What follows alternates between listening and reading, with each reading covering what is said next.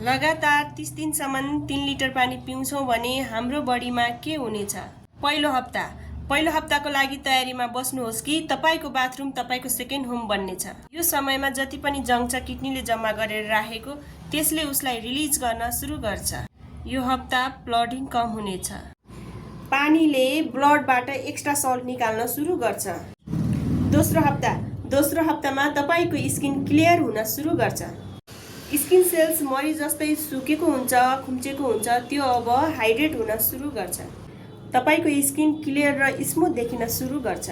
यो हप्ता तपाईको डाइजेसनमा चेन्ज आउनेछ, मतलब तपाईको डाइजेसन पनि ठीक हुन सुरु गर्नेछ, किनकि ठुलो आन्द्रामा पानीले स्टुललाई मुभ गर्नको लागि मद्दत गर्दछ। र यो हप्ता तपाईको क्रेभिङ पनि कन्ट्रोल हुनेछ। जो तपाईको ब्रेन भोक र तिर्खामा कन्फ्युज हुने थियो उसले पानी पाएपछि नक्कली भोक समाप्त हुनेछ। तेस्रो हप्तामा तपाईको फोकसमा इम्प्रुभ आउनेछ। हाम्रो ब्लड पानीले बनेको हुन्छ। ज्यादा पानी हुनु भनेको ब्लडको फ्लो बेटर हुनु हो।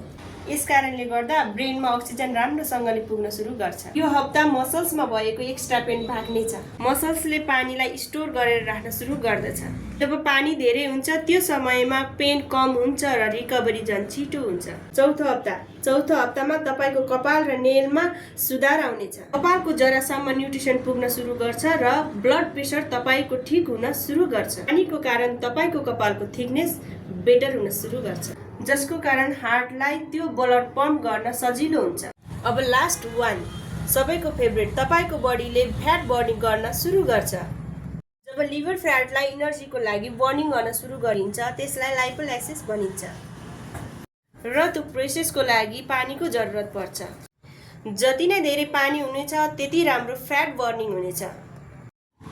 अब मेरो गोल यो छ कि 30 दिनसम्म 3 लिटर पानी पिउने। यदि तपाईँ पनि यो च्यालेन्जमा सहभागिता लिन चाहनुहुन्छ भने कमेन्टमा आई एम रेडी भनेर लेख्नुहोला।